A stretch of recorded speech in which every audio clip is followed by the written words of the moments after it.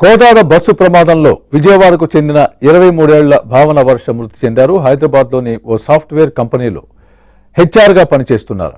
సోదరుడికి రాఖీ కట్టేందుకు వస్తూ మృతి చెందడంతో కుటుంబ సభ్యులు కన్నీరు మున్నీరవుతున్నారు. దీనికి సంబంధించి మరింత సమాచారం మా ప్రతినిధి లీలా అందిస్తారు. లీలా, ఈరోజు ఉదయం జరిగినటువంటి కోదాడ బస్సు ప్రమాదంలో మరో మహిళ మృతి చెందారు. అయితే చనిపోయిన వారందరూ కూడా యువతులు కావడం, అది 30 ఏళ్ల వయసులోపు ఉన్న వాళ్ళ యువతులు కావడం విశేషం. అయితే వీరంతా కూడా రాఖీ కట్టేందుకు కూడా హైదరాబాద్ నుంచి విజయవాడ వస్తున్న క్రమంలో ఈ ఘోర రోడ్డు ప్రమాదం అయితే జరిగింది. ఒకసారి వారి తాతగారు ఇక్కడ ఉన్నారు, వారితో ఒకసారి మాట్లాడేటటువంటి ప్రయత్నం చేద్దాం. సార్ నమస్తేనండి. పాప మీకేమవుతుంది, ఎక్కడ జాబ్ చేసేవాళ్ళు?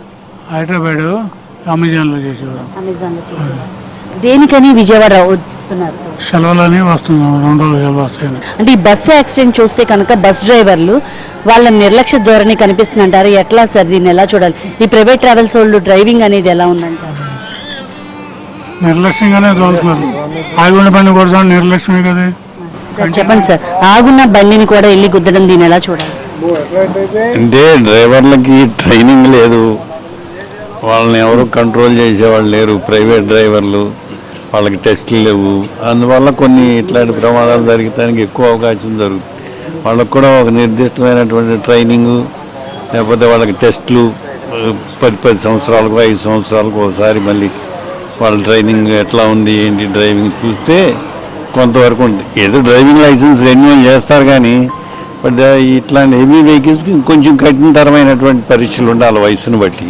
హెవీ డ్రైవింగ్ లైసెన్స్ ఇచ్చేటప్పుడు ఖచ్చితంగా కఠిన చర్యలు, కఠినమైనటువంటి నియమాలు అమల్లో ఉండాలని అయితే మాత్రం ఇక్కడ ఉన్నటువంటి వారు చెప్తున్నారు. వారి కుటుంబంలో ఒక మనిషిని కోల్పోవడంతో అయితే మాత్రం మొత్తం విషాద ఛాయలు కమ్ముకున్నాయి.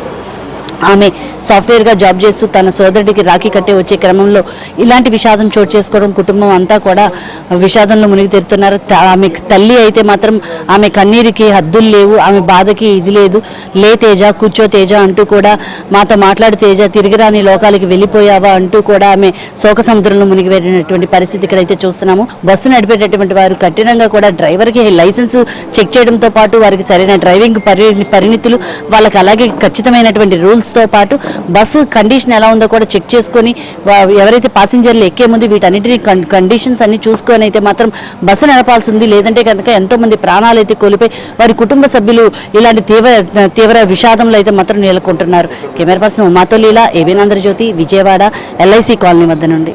రాలేదండి, అక్కడ యాక్సిడెంట్ అయిందని తెలిసిందమ్మా.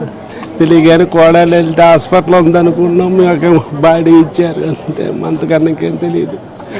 హైదరాబాద్ హైటెక్ సిటీలో చేస్తుంది, వచ్చారుగా ఏంటి మాకు వాళ్ళ రాఖీ అన్నీ వస్తాను అంటే రామ్మ అక్కడ ఖాళీలు అనేసి వచ్చింది. అంతకన్నా ఇంక విజయవాడ వస్తుంటే ఇలా జరిగింది. వాళ్ళు ఆల్కహాల్ సేవించి బాగా డ్రైవ్ చేస్తున్నారు. వాళ్ళని అడిగేవాళ్ళు లేరు, వాళ్ళ మీద నిఘా లేదు.